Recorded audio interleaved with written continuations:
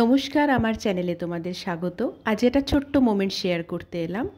আজ গ্রামের বাড়িতে অর্থাৎ আমাদের হাওড়ার বাড়িতে গৃহলক্ষ্মী পুজো ছিল।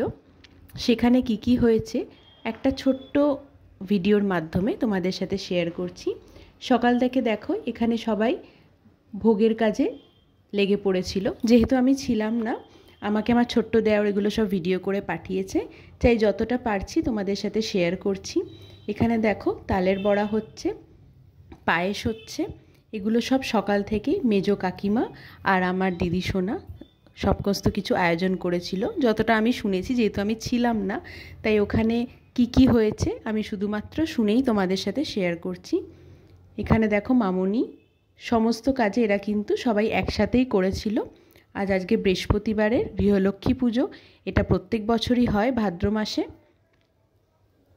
তোমাদের কাদের কাদের এই পুজোটি হয় অবশ্যই কিন্তু জানিও। এখানে পায়েস কিন্তু দেখো হয়ে এসছে।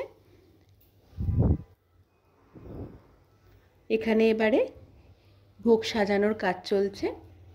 এটা কিন্তু তোমাদের যে শিবের মন্দিরটি দেখিয়েছিলাম ওখানেই পুজোটা হবে, সেই জন্য সমস্ত কিছু দেখো এখানে একেবারে সুন্দর করে সাজিয়ে নেওয়া হচ্ছে।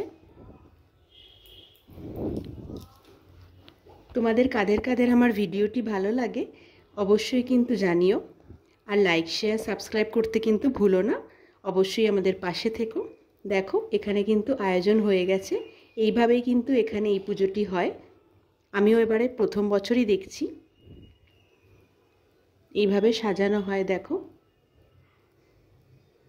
এটা তো শিবের সেই মন্দিরটা তোমাদেরকে দেখেছিলাম, মহাদেবের মন্দির, সেই মন্দিরেই পুজোটি হচ্ছে আর কি।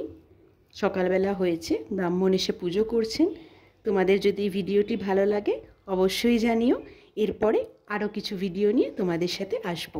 আজকের মতো টাটা, গুড নাইট।